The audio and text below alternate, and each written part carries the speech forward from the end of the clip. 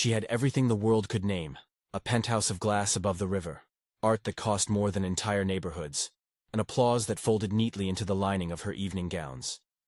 Yet when she stood before her mirrors at night, the applause became distant as a ship's horn. Inside the rooms of light, Isabella Lauron felt a small, hollow absence that no acquisition could fill. The city glowed beneath her like a map of fires she no longer knew how to navigate. The first time she noticed him, she thought the glass was faulty. Her reflection adjusted as always, fingers at the throat, a smile measured to perfection. Behind that perfect double, in the pane's cold depth, a tall dark shape lingered, as if the room had acquired a private shadow. It did not belong to any fixture or curtain.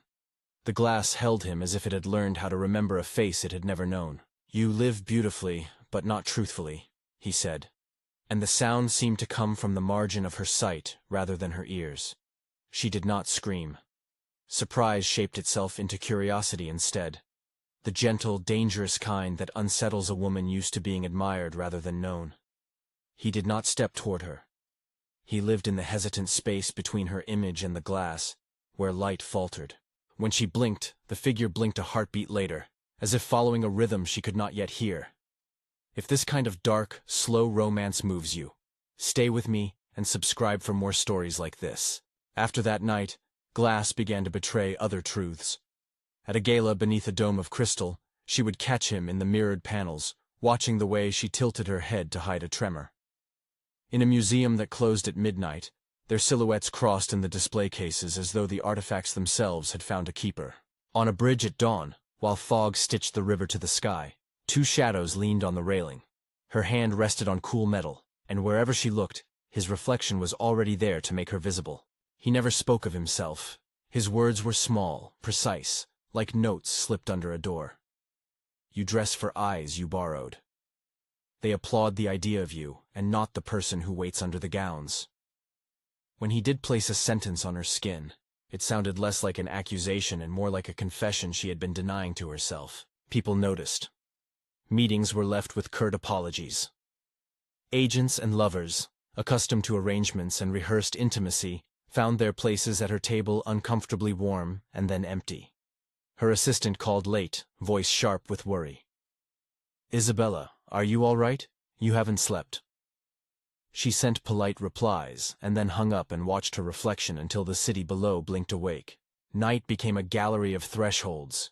She dreamed of rooms with mirrors that multiplied not only her face, but all the versions of her she had shelved: the eager debutante, the calculating executive, the woman who laughed to hide a wound. In one dream, the mirrors refused to reflect her at all. In another, they showed a hand reaching for something that burned like light. Each dream ended with the same quiet certainty. The man was there, reading her like a ledger, and she was answering in a foreign currency called honesty. When he first touched her, it was not in the way lovers touch in novels. It was not lustful or violent. It was an economy of contact that rearranged the mathematics of her body. She was in the courtyard of an old house she'd bought for its ivy and silence, leaning against the stone where the moon rubbed its thumb. He arrived in the glass of the fountain, a figure beneath filigree stars, and then, impossibly, his fingertips brushed the skin of her forehead through the reflection. The surface of the water trembled as if a breeze had learned to think. Time thickened. The air around her taste-budded into memory. The streetlights outside seemed to slow their breathing.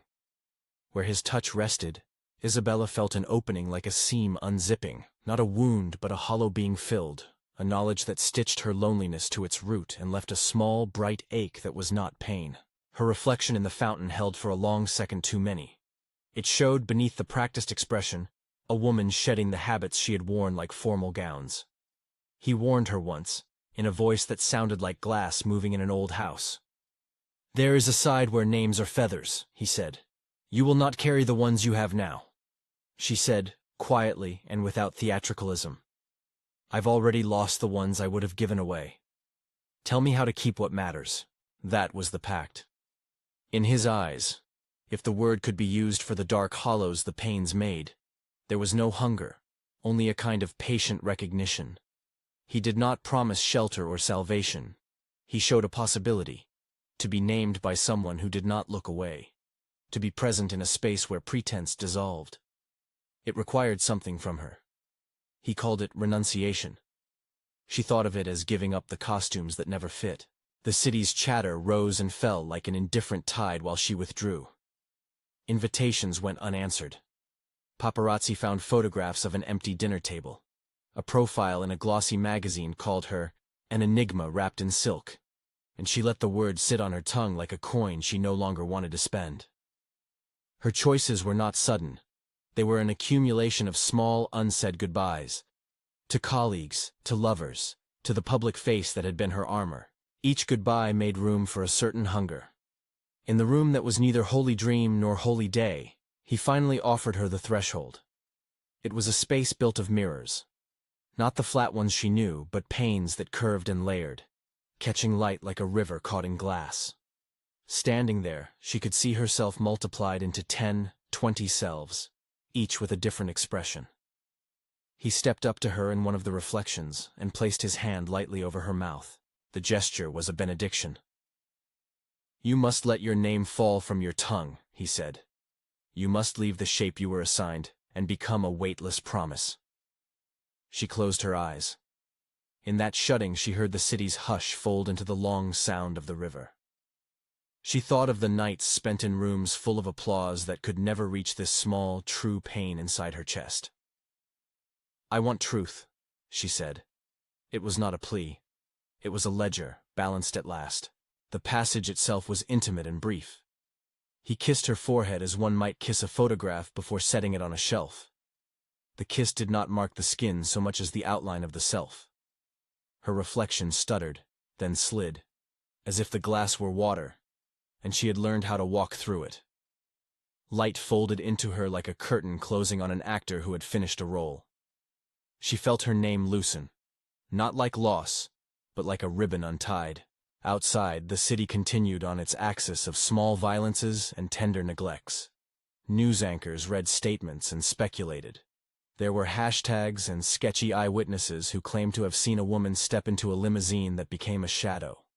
Her absence was measured in empty chairs and the slow cooling of candles in rooms that once expected her. But the world of glass kept secrets in its seams.